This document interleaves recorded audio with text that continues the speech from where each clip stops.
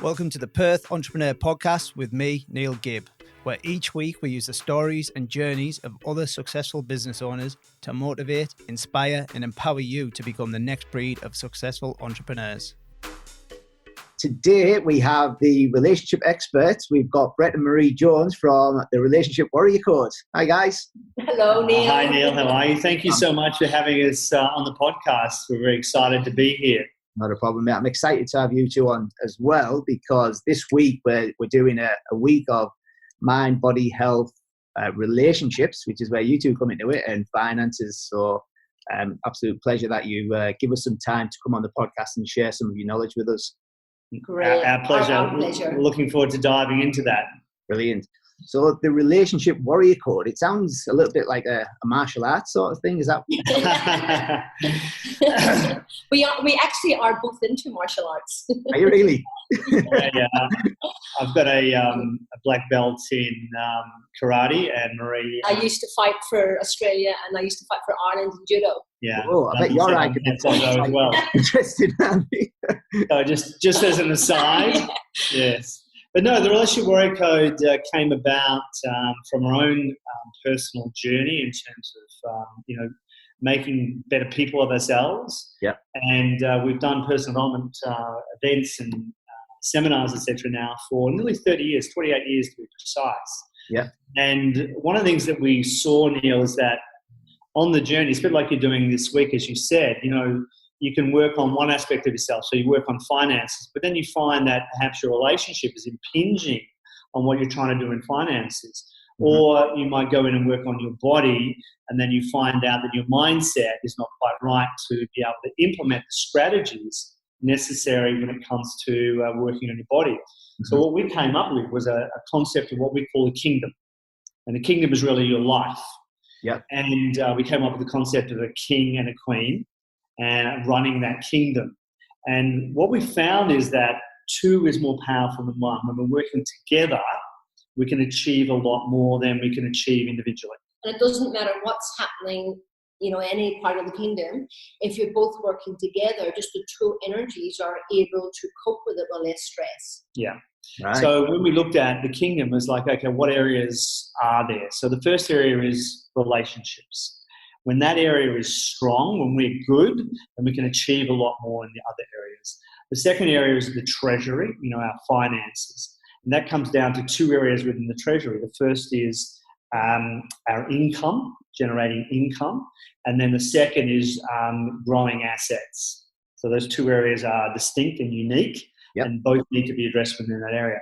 Then you get to, out of relationships comes the boudoir, or the bedroom. So that's a very important area because that reflects, what's going on overall. But certainly an area that guys like to focus on particularly. We very much enjoy talking about that area.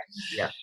And the differences in that area is huge. When you start understanding the differences, it makes such a difference, in the bedroom, in the boudoir. Absolutely. Then you've got the heirs, so our children. And if you don't have kids, it's what legacy are you passing down through the generations by our presence here, in the world, in the universe. What are we passing? And the dojo, which is our fitness and our health, being again two very distinct and unique areas. Because you need, one area affects another area. And to hold a communication code, you need a fit, healthy body and mind. So if you're feeding it crap, you're going to be unable to be able to communicate in the way that you need to. Mm-hmm. So one area affects the other. Yeah. And lastly is the temple. So in just going back to the dojo for a second, you can be fit but not healthy. You can be healthy but not fit. So you need both in those areas. And then the last area, again, one of the most important ones is the temple, which is how do we make sense of the world? What are our beliefs? What's our mindset resulting out of those beliefs? And then we have to ask the question, how did we end up with those beliefs and how do we end up with that mindset? So when we created the Relationship Warrior Code, we came to a realization pretty much out of writing this book, Awaken, for understanding that we all go through conditioning in life now. We've all been conditioned. We've been conditioned by the culture. We've been conditioned by events that we've been through. And we've been conditioned via the role models that we have, primarily parents, but sometimes teachers, aunties, uncles, brothers and sisters, all influence us. But then the resulting influence becomes what we call a pattern, a way of showing up in the world. So there's a stimulus on the outside of us, and then the pattern kicks in. So we act the way our environment around us basically directs us to act. Yeah, because we saw that, as we started to focus very much on the relationship area, and as we started to go more into statistics of it, our official divorce rate in Australia at the moment is about 45%. Wow. But when you add in, 48%, when you add in those that are in de facto relationships to that, our actual breakup rate is around 60%. Wow, that's insane. It is. And then, this generation, they're living together, not choosing not to get married.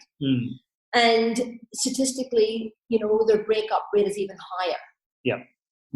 So that's not the answer. So being in a de facto relationship, the breakup rate in that is actually higher than the divorce rate. So that as a strategy or a way of dealing with relationships doesn't work. In other words, in a marriage, they tend to last longer anyway. But, where we're coming from is, okay, we set a goal. We want to save 1 million marriages around the world. Yep. And the divorce rate is consistent in the UK, in all Western countries. It's up around that rate when we take into account de facto relationships. So it was like, and then we went back into history and went, hang on, what changed? 100 years ago, we didn't have this divorce rate. We didn't have these relationship problems. Yep. And when we looked into the numbers on it, prior to World War I and World War II, the divorce rate was about 10%. And certainly, I think most people, and I certainly thought, well, people didn't used to get divorced back then, but they did. But it was only at 10% of the population. And then after World War I and World War II, it jumped to 40%. So it went up 4 times. After World War II. Wow. Yeah. What happened? And then as we went into research around that, what we got to see is that there was a major event of conditioning, a major cultural change around the world. When you think about it, it makes total sense now. All us guys were conditioned to go out and kill people. During the war. Yeah. Yeah. So our fathers were conditioned to go out and kill people. And to do that, you have to do one major thing. You have to shut down your emotions. Mm-hmm. So most men were trained in shutting down their emotions. Meanwhile, at home, it was great for the women because for the first time there was opportunities to go and work. Yeah. So they went into the factories and helped build the war machines, which needed to happen, and women loved it. But not only were they building the war machines, were they working, they were still looking after the kids, they were still looking after the house, they were still looking after their parents, and most likely checking into his parents too. So it was the beginning for women emotionally starting to take care of everything. Mm-hmm. And often even women today, they're tired, they're sick of being everything to everybody. Yeah. And that was the beginning of them being everything to everybody. Yeah. So after those significant worldwide events, we ended up with a culture where now men are closed off. They came back from the war different. We would now call it PTSD, but they didn't have that term back then. So the women noticed that, and they still did what women do, which is cope really well. And they allowed that in their men and then still stepped up and did everything. Yeah. The baby boomer generation then modeled that. So now you've got a generation of little kids growing up modeling their fathers shutting down emotion, virtually emotionally experiencing their fathers have got chest plates on to protect them, like emotional chest plates. Mm-hmm.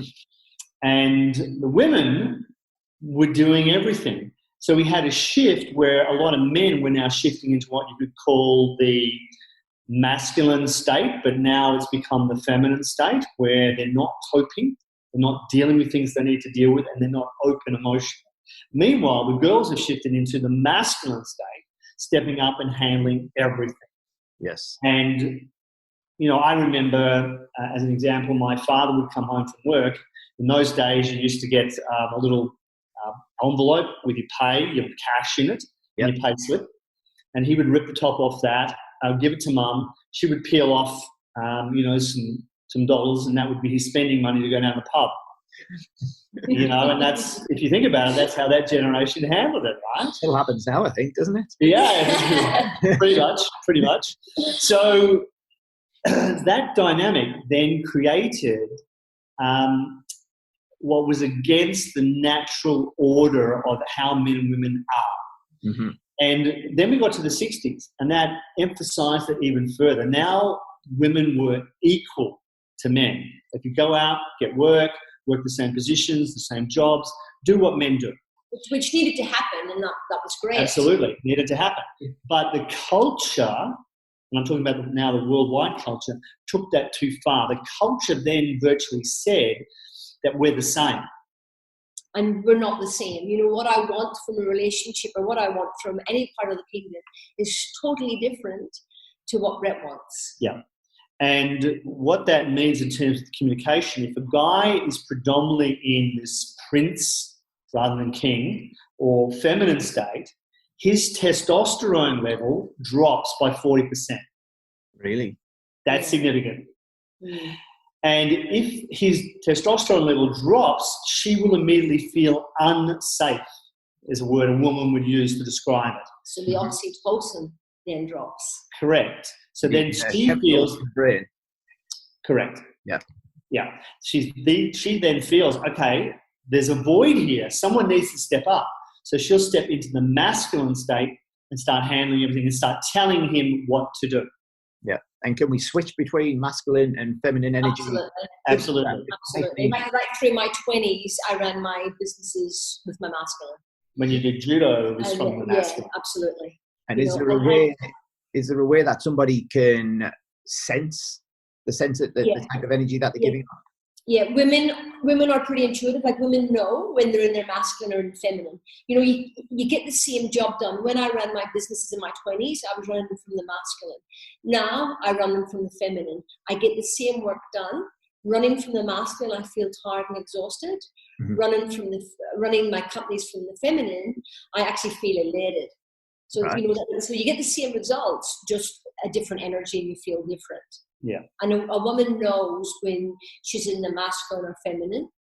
A man, unfortunately, usually doesn't know.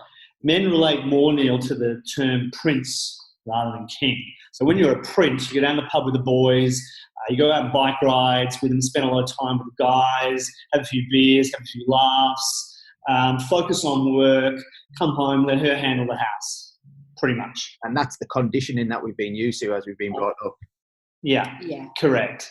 So what we got to see is those states need to shift. Men need to remember now how to be in that king or masculine state, because that increases our testosterone level, obviously good for our health as well, but also automatically what happens, and this is not just our theory, this is backed up by scientific research.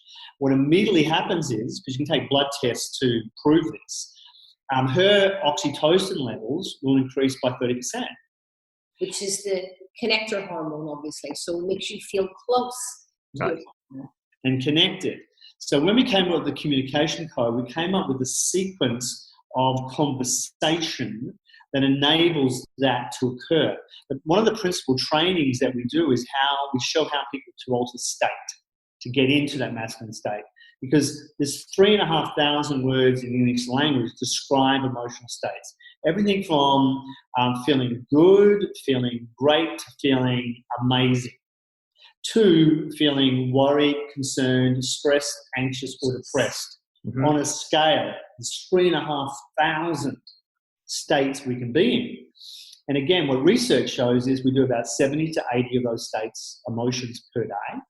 Wow. But after a while, because of the conditioning I've been talking about from culture, from events and from role models, we tend to stay in about 10 to 12, 8 of which we would term being negative states: worried, concerned, stressed. Anxious, depression. I call it sad. People now have mastered 3 states: stress, anxiety, and depression. And there's a lot of that going on right now.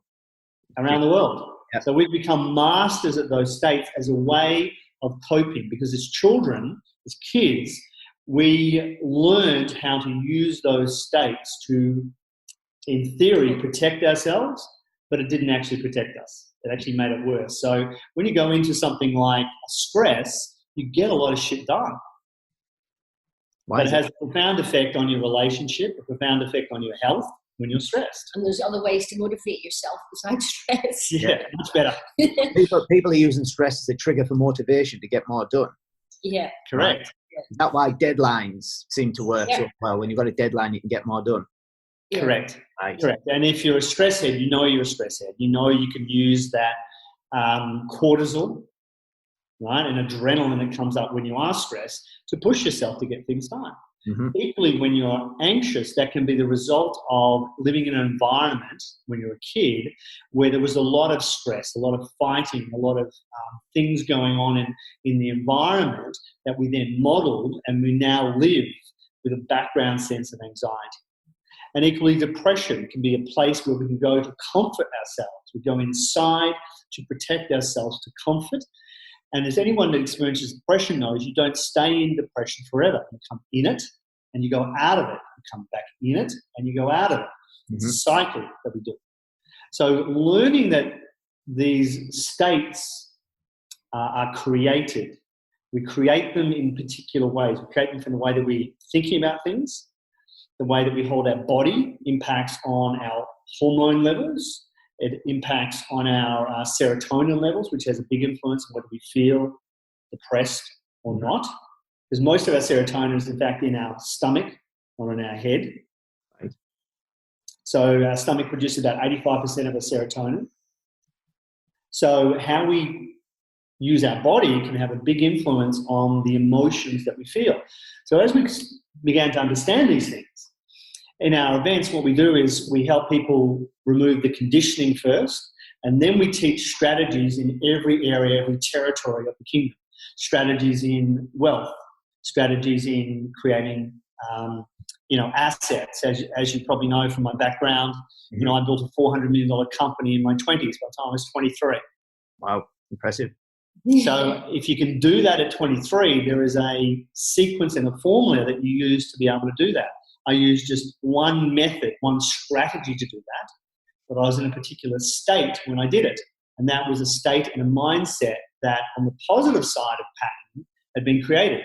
I sort of joke about it that I was too young and stupid not to know that I couldn't do it. Yep.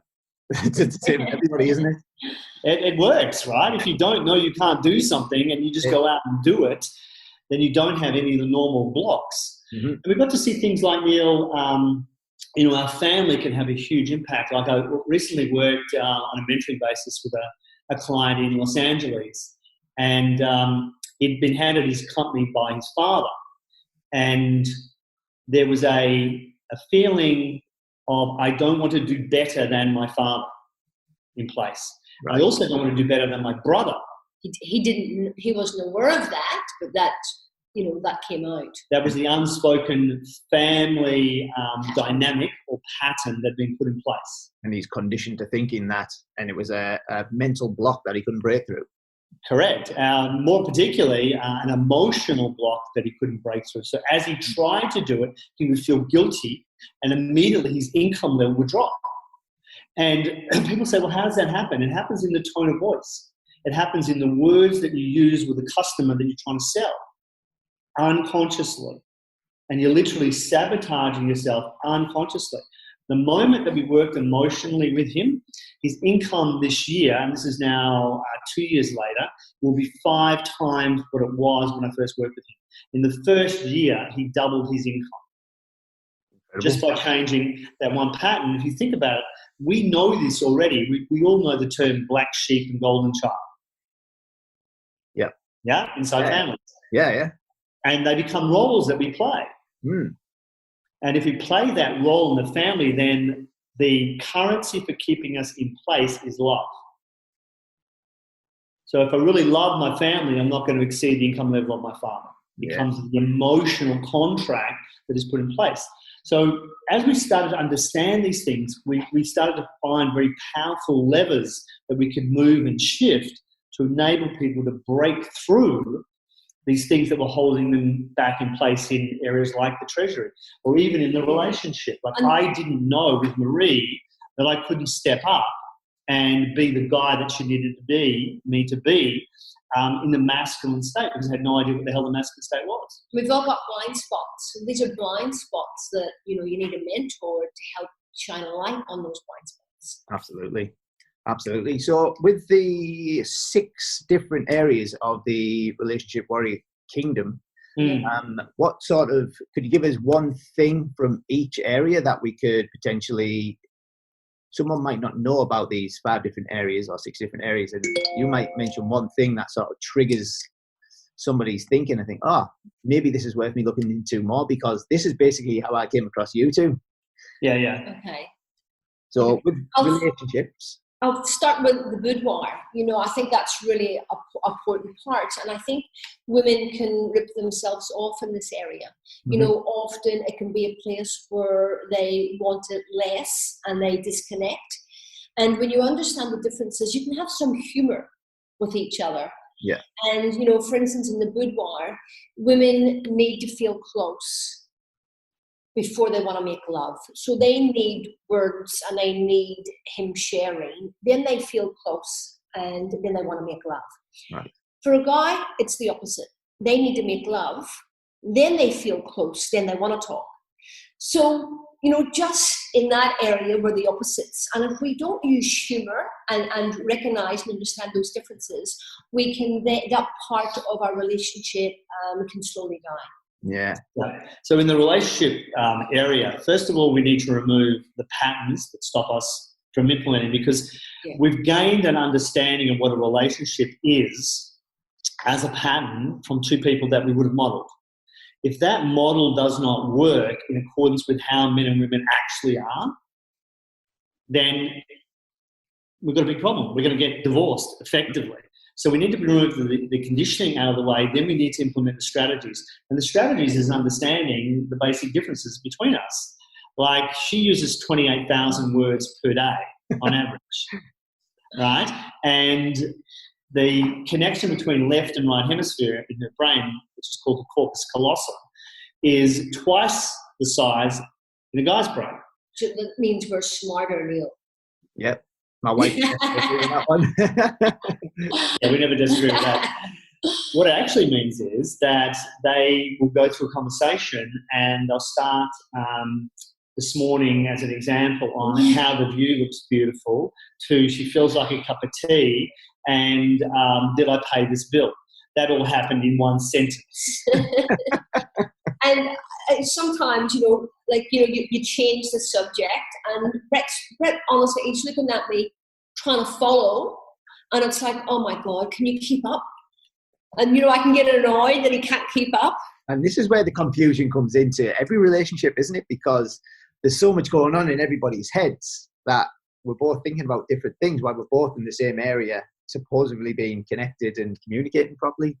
And for a woman, if you say it with the wrong tone, she can take offense of that and, take it the wrong way. So if she's in the masculine state, she's communicating to me. So now we've got 2 masculine energies against each other.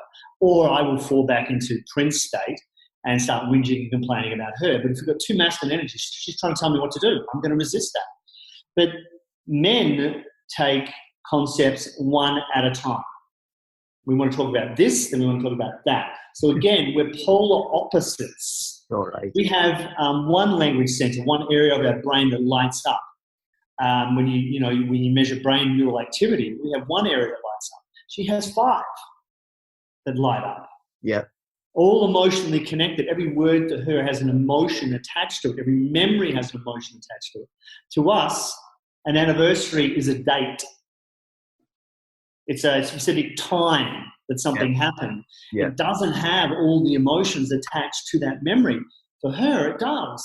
And if we don't understand that when communicating, I will communicate to her like a guy would communicate to another guy, expecting that she will respond with facts and information. She's going to respond with emotion. She is going to take her time to come back with a response and think about it and ruminate on it, or she'll talk about something else before she gives me the answer. all these things become extremely irritating if you don't understand the differences. And in Brett, shortening what I have to say, or minimizing, what I have to say, because I've got a lot more words explaining something, and him minimizing that, then the female feels shut down or unlistened to, or that you don't care. It is how we feel. So it'd be like, Marie, did you pay the bill yesterday? She would then go, well, you mean the bill to Mary? Did you know that Mary and her husband are having problems at the moment? I was just discussing that yesterday with Mary, and she was telling me, and then there'll be this big, long story, right? And then eventually, about 10 minutes later, it'll be like the question still hangs in the air, did the bill get paid? But for a woman, the experience is I need to share the full experience. For a guy, it's just a fact. Did the bill get paid or not? Yeah. And I think, right, there'll be so many people now listening to this. There'll be women going, and men just going, totally right. For us guys, it's just like, why do they do that? And for girls, it'll be like, well, why can't you be more emotional? Yeah. And I'm definitely guilty for this constantly, because I definitely communicate to my wife as I would do to anybody else. I've been a tradie in teams of men, and we've just had direction, clear-cut instruction. This is what you need to do, and this is how you do it. And I've been guilty of communicating that like that to my wife all the time. And it's only the last few days since we came across you two guys and started material that we've been, she's literally nodding her head as you're talking about things, going, yep, this is exactly how my brain works, babe. And I'm like, But you get to the stage where, I will say to Brett, if he's out all day and comes home and gives me a one-sentence answer, it's like, oh, I need more words. And, he'll get into state and give me more words. So, once you understand the differences, then you can play with those. Yeah, definitely. And hence, that's the strategy. But if I'm not in the right state when I communicate that, so one of the statistics that we saw was done in a University of California, Los Angeles study, 93% of communication is nonverbal. So it's not just the words. So the words are only 7% of the communication. So it's the state I'm in when I'm doing it as to whether the words are effective or not. Mm-hmm. And the words will be influenced by the state that I'm in. So different states, I'll use different words. So that completely impacts on the effectiveness of the communication, not just in relationship, when it comes to business. Or choosing an investment. What state are you in when you're choosing an investment is so important. Yeah. It's so important to master states. So making an investment decision in the wrong state, cognitively, in terms of what I notice, alters. So if I'm in the wrong state, I will only notice part of the facts available in making that investment decision. And how can we control our state? And if say we come in and we're stressed or frustrated, we've had a crappy day, things haven't gone right. We had one of them days yesterday. How can what tricks have you got for changing your state so that you can communicate to your partner better? Yeah, 3 principal ways. So first of all, in terms of what we allow our attention onto, am I focused on all the negative statistics around coronavirus right now? That's going to put me in a shitty state. Because what you focus on expands. So if I'm focusing on all the deaths, then that's what's going to expand. If I focus on the fact there are 7 billion people on the planet and so far 70,000 people have died, unfortunately, obviously, but only 70,000 people have died. So actually a very, very small proportion of the total population. Will this last forever? Well, the answer is no. If I focus on the fact it's not going to last forever, and I'm focusing on there is going to be a change in this, and now it's a question of what am I going to do when the change happens. It's like in the stock market. If people follow my social media stuff, a couple of posts I've just put up are things like what goes down must come up. Definitely. People run when they should be buying. Like Warren Buffett says. Exactly, right? So when we realize that, when you're in fear, if you're in fear right now, you're not going to be buying stocks. What you should be doing right now is buying all the blue chip stocks you can possibly afford. because over the next couple of years, you will make a lot of money. But then people go, oh, yeah, but we're going to go into recession. Even if we go into recession, we will come out of that recession. That is guaranteed. It's just a fact. It's not a question. It's a question of when, but it's not a question of if. So if we know this, then we should be devoting part of our income to buying those things right now so that our assets grow in value. These are simple rules, but they are unbreakable rules now. Just as much as if I try and get her to use less words, that is an unbreakable rule. It's not going to work, Neil. Because every woman around the planet uses lots of words, unless she's in the masculine state. And then she will use less words and act more like the behaviours of the masculine rather than the feminine. And a lot of women live in the masculine state these days, as a lot of men live in prince or feminine state these days. And then often, you know, if I'm working with a woman, she'd often say, oh, look, I've got 2 kids, but with my husband, it's like having 3 kids. That's a man living in his feminine state. You know, she's doing everything. Yeah. Do you think social media has got a part to play in some of this as well? Because you touched on the fact that relationships, was it 60% or 65% of relationships break down? Yeah. Do you think social media has a part to play in this? Absolutely. You know, I looked at, I was a few years ago now, and it was on TV, and they had, I think they have it yearly in Australia. It's a competition for Mum of the Year, I think it's called, or Mother of the Year. And they had this woman who won.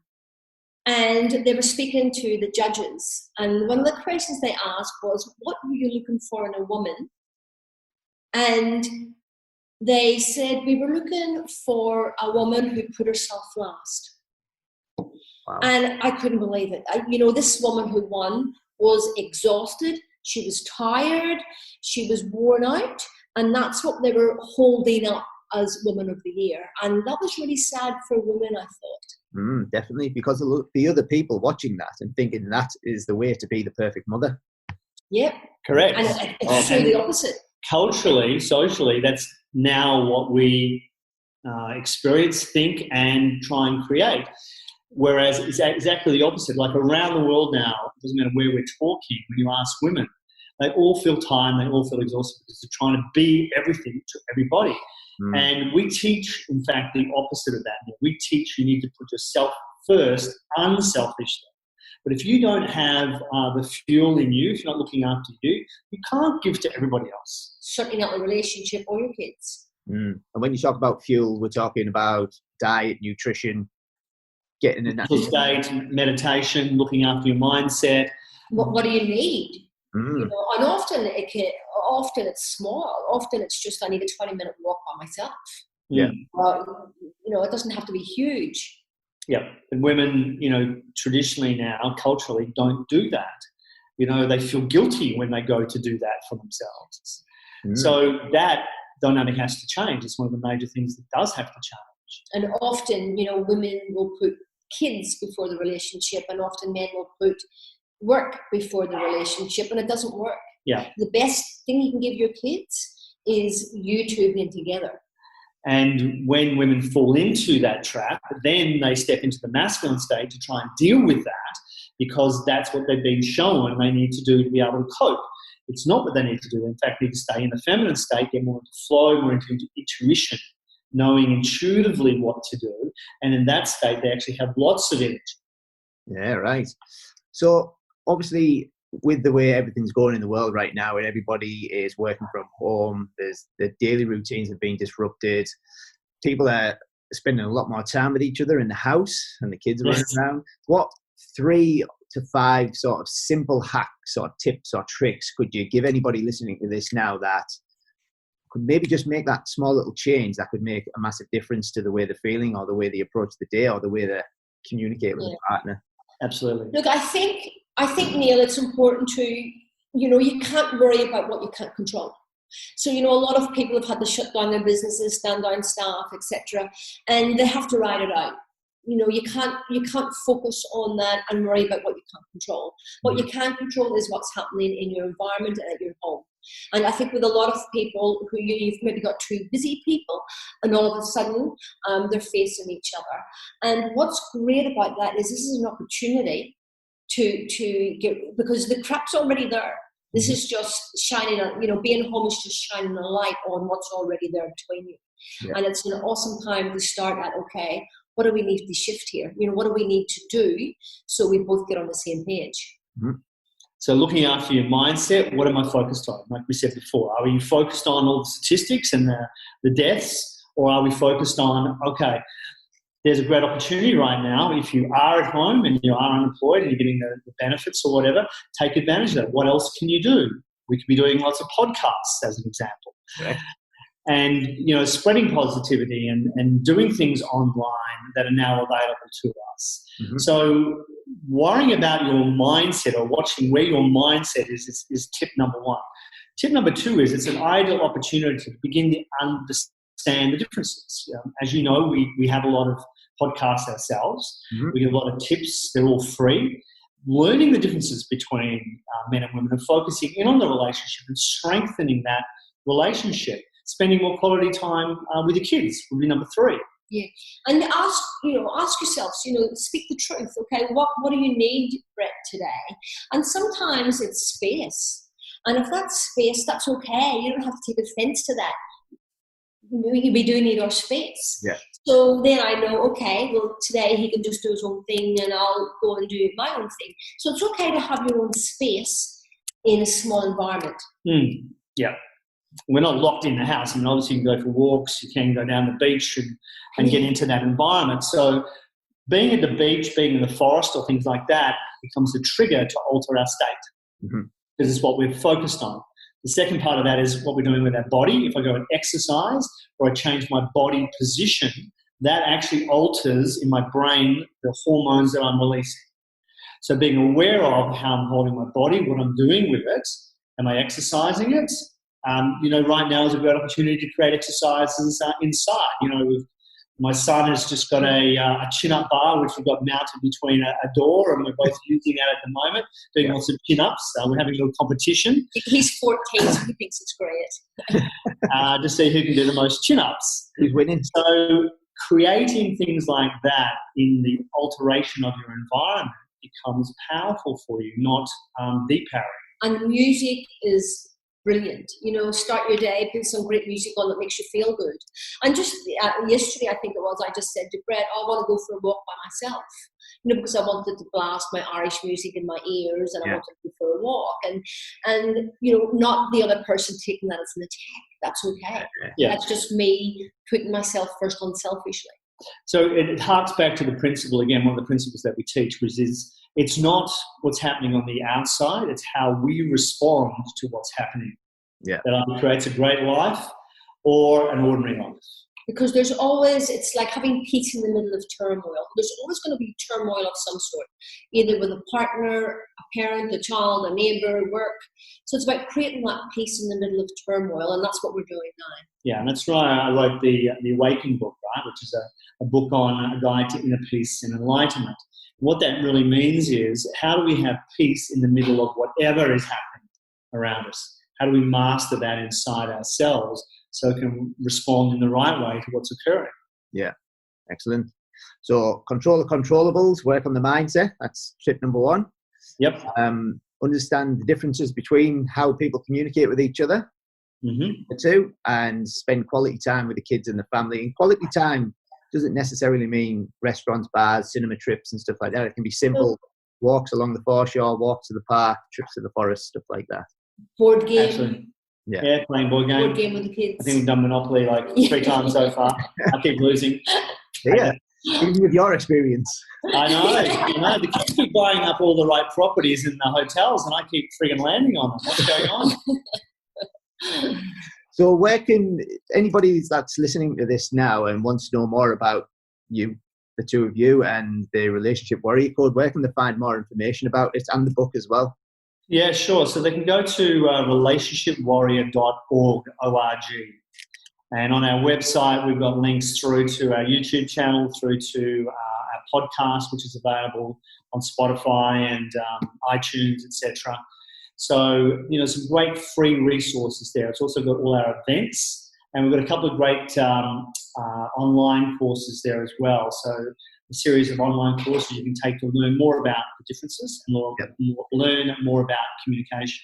Yep, my wife and I have just done that one. Yes, brings up some interesting conversations. Brings up some very, very interesting conversations. It's good. Yeah. Fantastic. Awesome. There's always somewhere to go, no matter where your relationship is. If you've got a great relationship, fantastic, you can make it better. There's always somewhere to go in a relationship. Yeah, excellent. And everything in this universe grows. And that's including people, and that's including relationships. And if you're not growing and the relationship's not growing, you're slowly dying. And that, unfortunately, is often what happens. We see people come to us and they've left it, to that 11th hour before they do something in a relationship. If you know your relationship's not great and it can be better, that's when you need to reach out. That's when you need to start learning new skills before it gets to critical stage. Yeah, right. Excellent. And particularly guys, unfortunately, tend to do that. They wait until the last minute, then call and go, she's leaving, what can I do? Well, by that stage, it gets pretty difficult, particularly if she's got to a point where she's done, she's finished. And it just takes one to change it, though.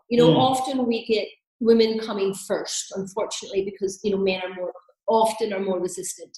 And it just takes one to change it, because in her doing the work and changing, he eventually notices the difference and he will come on board. So often, it takes her to come first. So it takes work. Yeah, takes work. Takes work. Excellent. Look, thanks very much for all that information, guys. Really appreciate it. Now, I know you have both got massive entrepreneurial backgrounds. What are the sort of businesses and investments that you're involved in?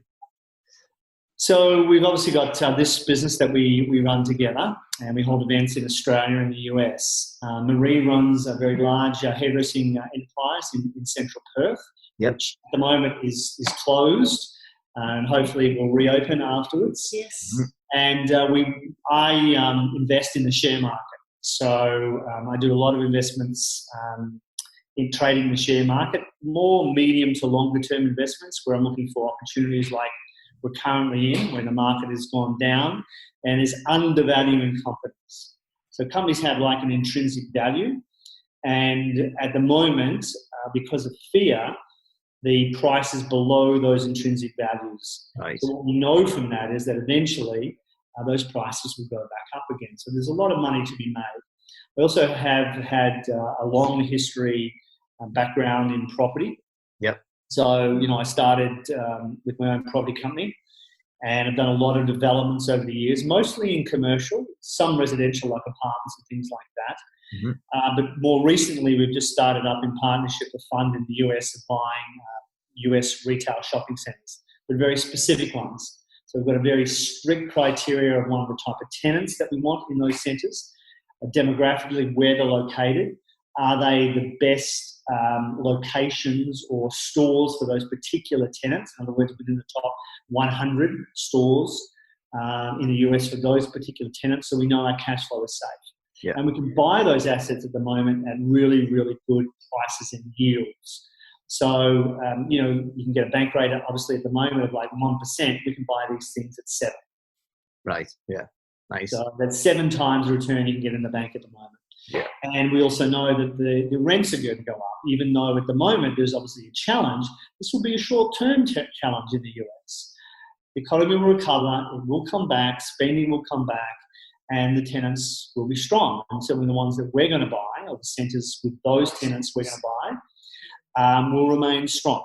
So there's some of the criteria that we look for in those centres. Yeah, right. So I know the commercial landscape itself has changed, and there's a lot of e-commerce, there's a lot of importation from overseas. Yes. How what sort of anchor tenants do you look for in your commercials? Yeah. Great question. So 10% of the total retail market in the US is e-commerce. So Amazon, as an example, are opening brick and mortar stores. So it's like, hang on, why is the largest e-commerce retailer in the world opening brick and mortar stores. Because Jeff Bezos is obviously a very smart guy. He realizes that there is a limit to how much the internet can take of total retail spend. That's why he bought a company called Whole Foods, which is a supermarket retailer. And now they're going into supermarket retailing themselves. This is Amazon with brick and mortar stores. For exactly that reason. It can only reach a certain proportion.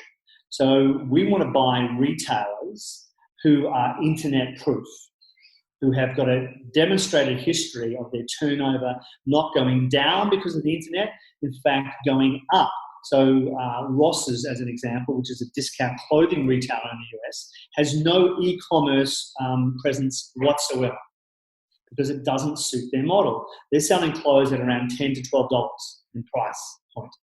And if you think about it, you can't drop ship that stuff at that price. By the time you buy it, add in drop shipping, you're going to be making a loss. But they can make a profit in selling it in the stores because of volume. Mm-hmm. So they have 3,500 stores in the US, no e-commerce potential, and their turnover is going up. Last year, it went up by 7%. Wow. Incredible. That's because people are looking to save money. Affordability is people can save money.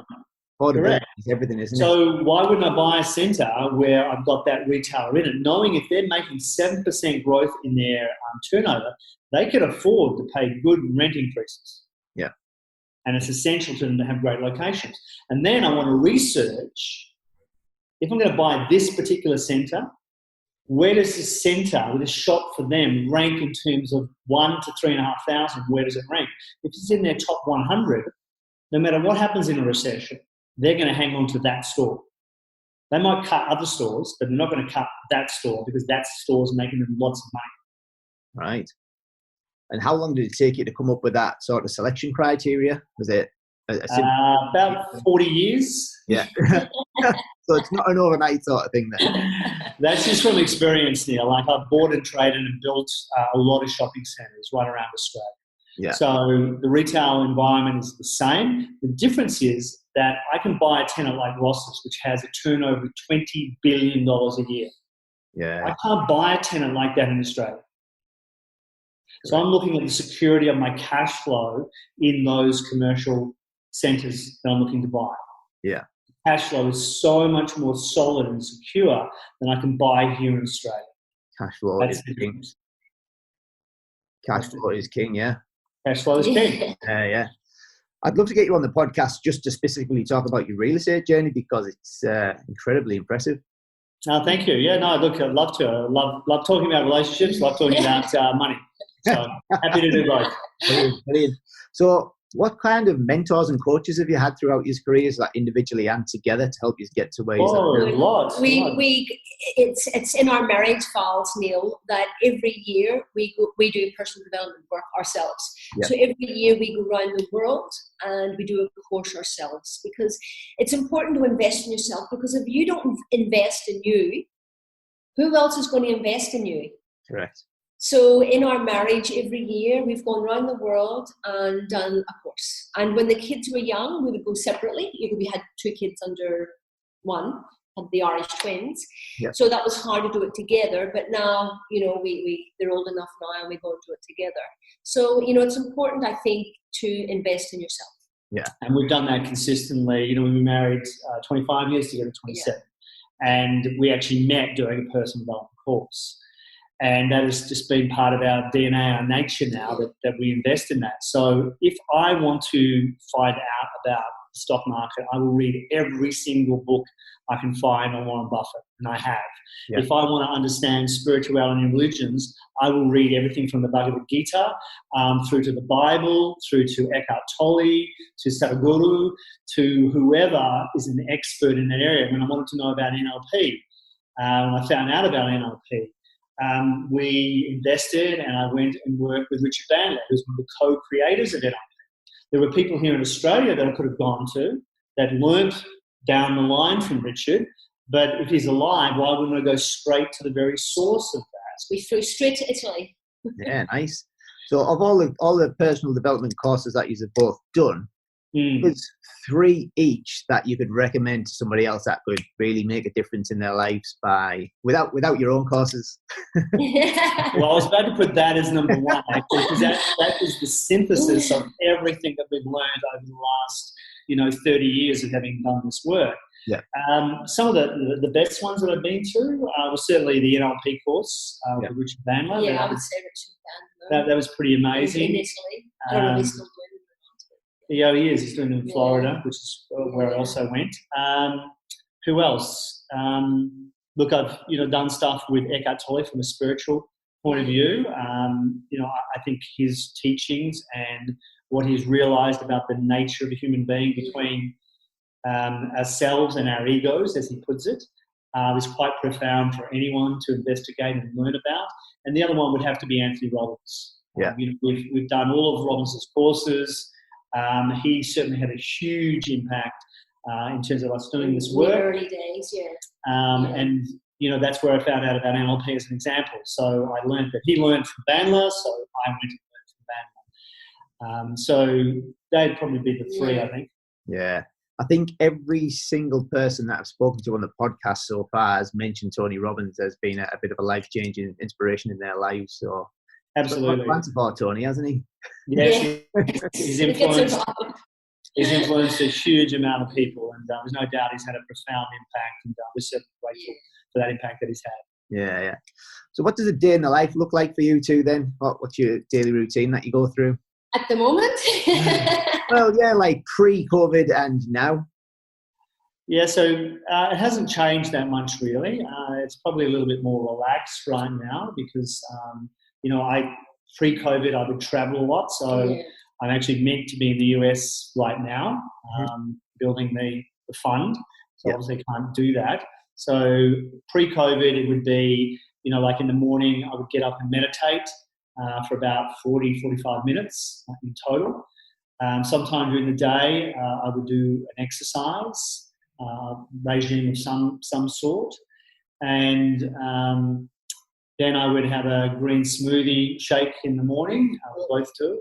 Brett would usually do breakfast, so he would do green smoothies for all of us. Mm-hmm. Then the kids go off to school, and I would get stuck into something, either some sort of course or write something. And I do some personal mentoring clients, so I would put 2 days away a week to do that.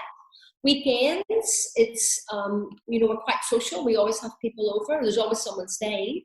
And weekends, we would maybe take the kids or their friends out in the boat, and do the tire thing where we're pulling them along. So pre-COVID, we would travel a lot. So I did 8 trips to the US last year. The family came on 2 of those. We travelled to Bali to do one of our events there, but also to have a holiday.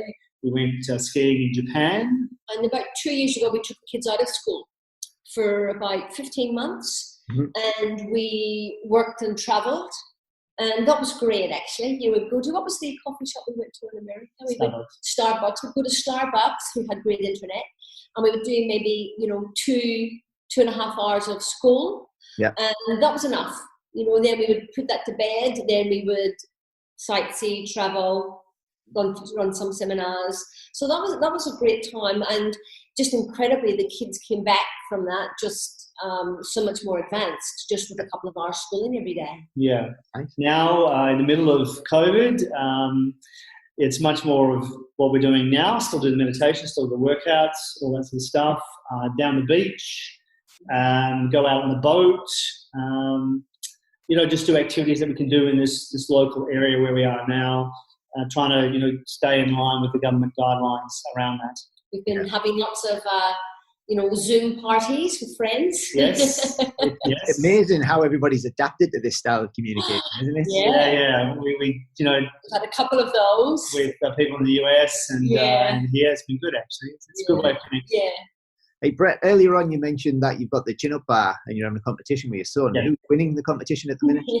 At the moment, I am beating him. He doesn't like to admit that, but yeah, I am. Brilliant. So the last two questions I generally like to finish on with the podcast is, what 3 books have you read that are your favourite books or been kind of life-changing? I think I have to say this one, Neil, as number one. I'm going to get a copy of that one. It is a really good book. It is a good book. It's one you can read and read. You know, as you grow, you get something different from it. Yeah. So, but I have to say, you know, many, many years ago, my very, very, very first personal development book I read, because I wasn't brought up with any of this, and being in Ireland, it's not something that's around. And I came across this book called Illusions by Richard Beck, and I read it, and I was just, oh my God, it just opened up a whole new way of living. And it was my very first personal development book, and so that still has to be a favourite. Yeah. Yes. For me, it would be Awaken. I think is a really great read.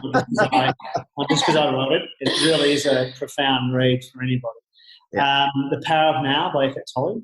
Yeah, great book. Would be a second one. And from a business point of view, Good to Great by Jim Collins. Oh, so I've been searching for this on Audible, but it's only available in the hardback copy.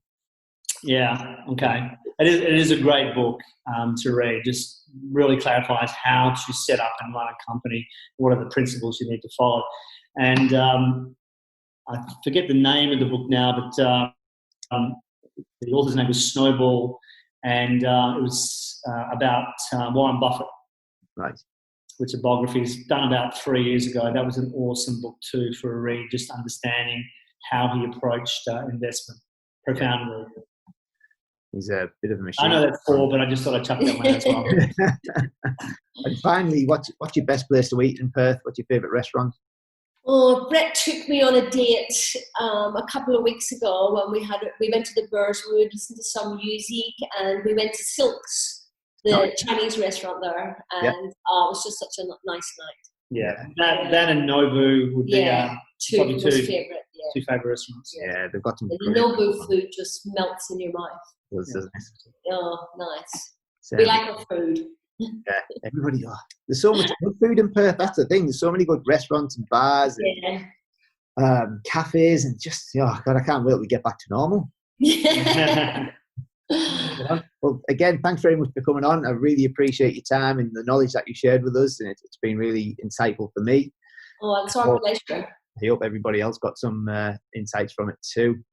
No, thank you. Thanks for having us on the podcast, Neil. It's great to be here. And just remember too, there's lots of podcasts there which are free, so your viewers can tap into those. Brilliant. We love free content. Yes. Thanks very much. Okay. Well, join us again next week on the Perth Entrepreneur Podcast. And remember, every master was once a disaster and every winner was once a beginner.